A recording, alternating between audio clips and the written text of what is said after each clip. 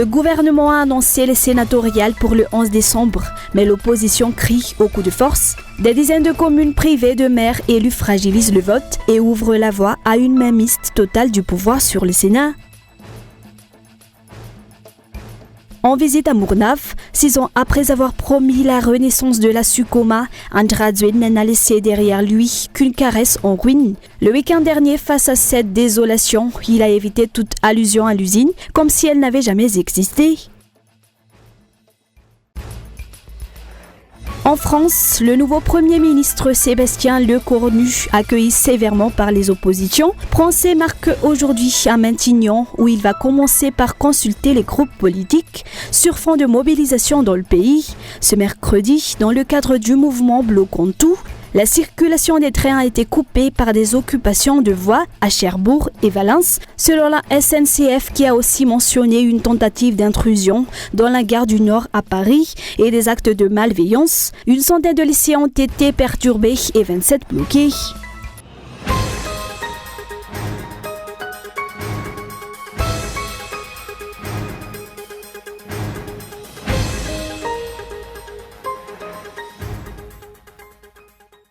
Le Conseil de gouvernement a annoncé hier que les élections sénatoriales se tiendront le 11 décembre prochain à Madagascar. Conformément à la décision de la Haute Cour constitutionnelle, HCC, les 2/3 des sénateurs seront élus par province, tandis que le tiers restant sera nommé par le président de la République. Pour Touavnara Lamboumaay, vice-président du conseil municipal d'Antananarivo, de nombreuses irrégularités entachent déjà ce processus. Plusieurs dizaines de communes n'ont toujours pas de maire élu en raison de décès, de litiges électoraux ou encore de poursuites judiciaires. Cette vacance fragilise le vote des grands électeurs et réduit la représentativité du scrutin. La loi exige que des élections municipales soient organisées au préalable dans ces communes, mais l'État ne montre aucune volonté politique d'y procéder, préférant imposer son agenda, déplore-t-il. C'est un calcul politique visant à garantir la majorité du pouvoir au Sénat, ajoute-t-il. Marina fa be dehibe ny zavatra tsy ara-dalàna eto amin'ity firenena ity satria tsy ny commune reriny tsy manana olo-boafidy fa ny faritra sy ny faritany ihany koa. Ce pays connaît de nombreuses irrégularités. Les communes ne sont pas les seules à être privées d'élus locaux. Des élections auraient dû se tenir dans les régions et les provinces depuis 2014, mais elles n'ont toujours pas eu lieu. Un autre problème concerne les PDS. Le décès d'un élu ultime a fait perdre une voix à l'opposition. Si la loi permettait de désigner un conseiller municipal comme PDS, cette perte pourrait être évitée. Dans une élection impliquant les grands électeurs, chaque voix compte énormément. La question est donc de savoir si l'opposition laissera le MAPAR s'emparer de la totalité des sièges de sénateurs, alors même qu'elle dispose de plus grand nombre d'élus à Antananarivo.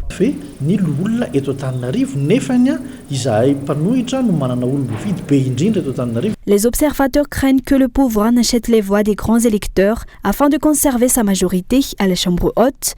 Selon le vice-président du conseil municipal d'Antananarivo, une telle pratique constituerait une grave menace pour la gouvernance du pays. Il appelle ainsi les maires et conseillers municipaux indépendants à résister à toute tentative de corruption et à défendre l'intégrité de leur vote. Si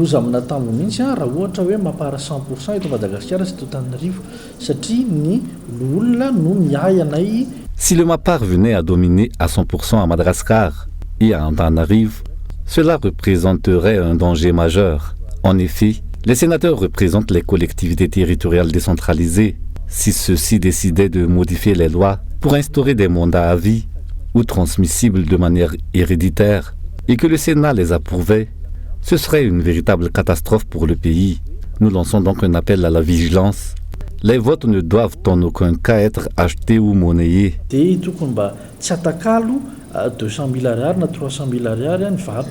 Le calendrier détaillé du dépôt des candidatures et de la campagne électorale est encore attendu.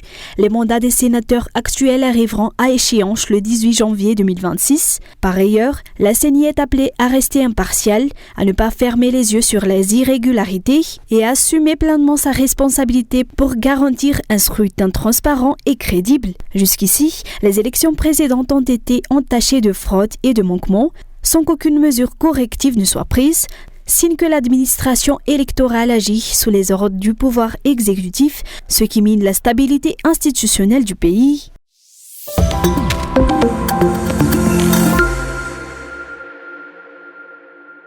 Alors qu'Andra Dzuen avait annoncé la réhabilitation de l'usine sucrière Sukoma à Nalaïv, le constat sur place aujourd'hui est tout autre. L'infrastructure est en ruine, selon les représentants du personnel, témoins directs de la situation. Non seulement les équipements ont été pilés, mais même les murs de l'usine se sont effondrés. La promesse d'un navire espagnol devant apporter des matériels pour relancer l'entreprise, annoncée en 2019 par le chef de l'État, n'a jamais été tenue. 5 ans plus tard, l'usine est totalement détruite et ses équipements ont été dispersés comme butin. Nous étions contents d'apprendre que l'entreprise allait être réhabilitée. C'était avant la pandémie de Covid-19, mais rien n'a été fait. Aucun matériel n'est parvenu à l'entreprise. Au contraire, on est en train de la délester de ce qui reste. Il y avait sur le site de Go Group, mais il n'y a plus rien. Le 12 novembre 2019, lors d'une visite à Nalaïv, Andra Dzuen avait assuré que l'usine serait relancée rapidement et que de nombreux emplois seraient créés. Cette annonce avait suscité l'espoir parmi la population qui avait alors pu exprimer ses attentes. Fidèle à son habitude, le président avait réaffirmé ses promesses avec des chiffres ambitieux, mais jamais concrétisés. C'est justement pour cela que je suis ici aujourd'hui. Trouver le moyen de relancer la Sukoma dans les plus brefs délais. Au cours de ma visite, j'ai constaté que de nombreuses machines avaient été dépouillées de leurs pièces. Actuellement, Madagascar ne produit que 90 000 tonnes de sucre par an, alors que nos besoins dépassent les 200 000 tonnes. Nous sommes donc contraints d'importer pour combler ce déficit, en plus de la remise en marche de cette usine. Et sachant que vous allez produire davantage de canne à sucre, nous prévoyons d'implanter une seconde usine afin d'offrir de nouvelles opportunités d'emploi à la population.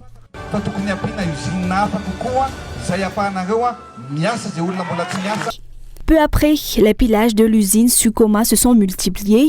Aucun chantier de réhabilitation n'a vu le jour. Aucune création d'emplois n'a suivi.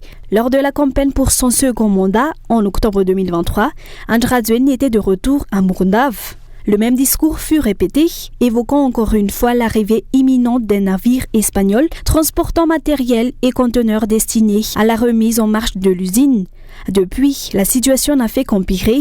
L'usine est aujourd'hui entièrement dévastée. Lors de sa visite à Mourndave le week-end dernier, le chef de l'État a cette fois évité toute référence à Sukoma, comme si l'entreprise n'avait jamais existé. Dès lors, une question circule parmi la population qui a bénéficié du démantèlement massif des installations de Sukoma à Nalaïv. La population est convaincue qu'il y a complicité à haut niveau, car de simples citoyens n'auraient jamais osé procéder à un tel pillage. Pourtant, du côté des autorités censées agir, y compris les forces de l'ordre, c'est le silence. Ironie du sort, certains de ces responsables présentés comme des travailleurs acharnés par le président seraient en passe d'être promus.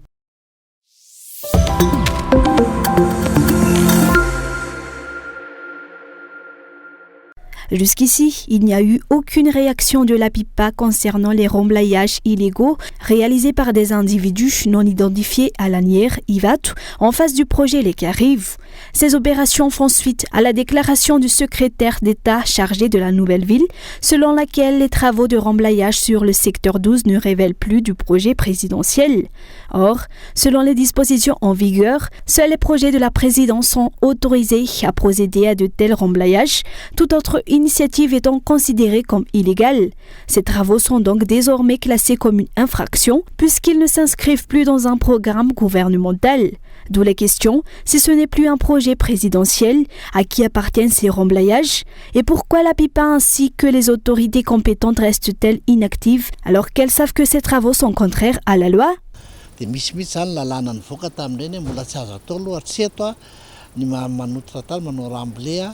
Une loi interdit tout remblai, à l'exception de ceux réalisés dans le cadre de projets présidentiels.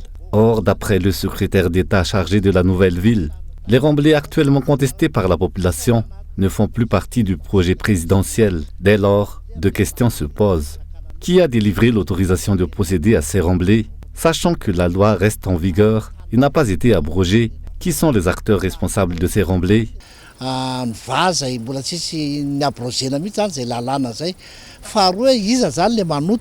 Les activités se poursuivent pourtant. Les mêmes engins utilisés pour le projet présidentiel continuent à remblayer, cette fois de manière illégale, sur des rizières appartenant aux paysans, et ce, sans aucune mesure de sanction.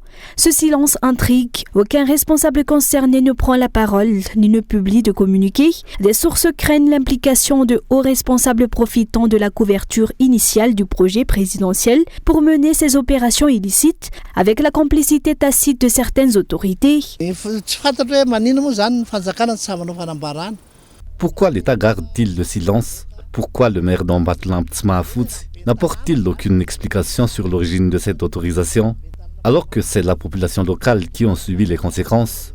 Le pouvoir central devrait également préciser qu'il ne s'agit plus d'un projet présidentiel, indiquer qui a délivré l'autorisation et qui est aujourd'hui propriétaire des terres remblayées. Quelles compensations sont prévues pour les 80 000 paysans concernés? Toutes ces questions doivent être clarifiées.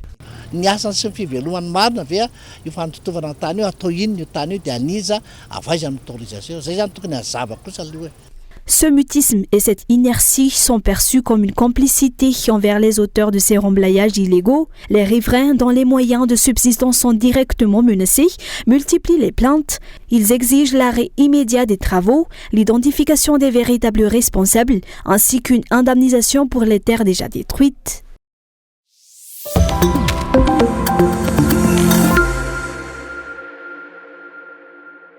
Le secteur de l'éducation est en crise à Madagascar. Les enseignants, notamment dans les établissements privés, dénoncent des salaires faibles et parfois irréguliers, une situation qui démotive la profession et affecte la qualité de l'enseignement. Selon le représentant de l'Association des écoles privées de Madagascar, les enseignants ne bénéficient pas de la considération qu'ils méritent de la part des autorités, notamment en raison de salaires jugés insuffisants, largement inférieurs aux responsabilités et à la charge de travail. Cette situation entraîne un manque de motivation, tant chez les enseignants déjà en poste que chez ceux qui envisagent d'embrasser la profession. Être directeur d'école est devenu un défi particulièrement difficile. Le métier d'enseignant n'attire plus à cause des salaires et de l'absence de soutien, poursuit-il. Les directeurs d'établissement ont du mal à trouver des enseignants. Les gens préfèrent ne pas être enseignants, car ailleurs, ils reçoivent des aides, des primes, des bonus. Les enseignants n'ont droit à aucun soutien. Je lance un appel aux députés et aux sénateurs pour qu'ils se penchent sur le budget alloué à l'éducation. Nous devons unir nos efforts pour améliorer l'éducation dans le pays. Face à ces difficultés, les responsables d'écoles privées affirment avoir été contraints d'augmenter les frais de scolarité d'environ 10% afin de soutenir leurs enseignants, qu'ils qualifient de piliers essentiels du système éducatif et garant de la réussite des générations futures. Les enseignants sont en difficulté. S'ils continuent à souffrir et à percevoir de si faibles salaires, ils ne pourront pas former les jeunes à devenir ministres ou ingénieurs ou autres. Au-delà de la question salariale, la qualité de l'éducation est menacée. Infrastructures insuffisantes, manque de matériel, grève provoquée par les retards de paiement, autant de facteurs qui perturbent les cours. Certains enseignants, faute de moyens, doivent cumuler plusieurs emplois, tandis que d'autres abandonnent tout simplement le métier. D'après le calendrier scolaire 2025-2026 publié par le ministère de l'Éducation nationale, la rentrée dans les établissements publics a été fixée au 8 septembre pour les élèves, début septembre pour les enseignants et au 25 août pour les personnels administratifs. Le ministère a par ailleurs précisé que l'inscription reste gratuite dans toutes les écoles publiques du pays.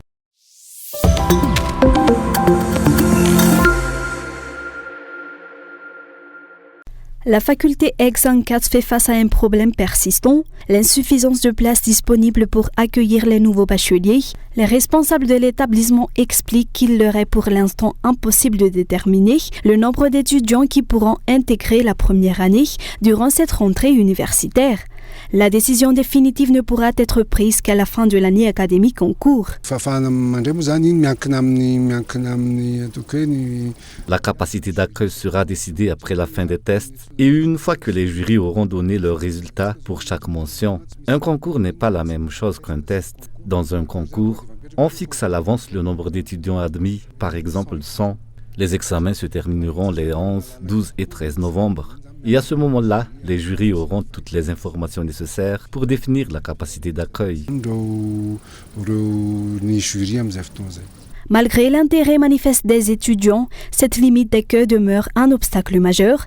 La crise sanitaire liée au Covid-19 a déjà ralenti le rythme normal des admissions et des cours à Madagascar, mais la situation tend aujourd'hui à se stabiliser. Dans ce contexte, des journées portes ouvertes seront organisées les 12 et 13 septembre prochains sur le campus d'Akatsu. L'événement s'adresse principalement aux bacheliers, en particulier ceux qui viennent d'obtenir leur diplôme cette année.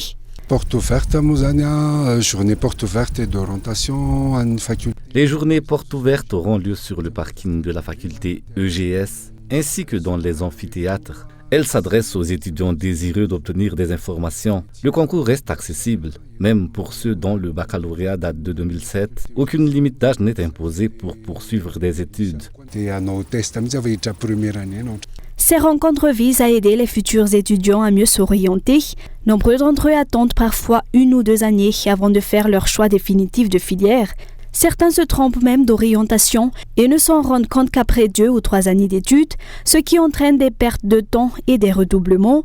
Les journées portes ouvertes sont donc présentées comme une étape essentielle pour guider les nouveaux bacheliers et leur éviter de mauvais choix.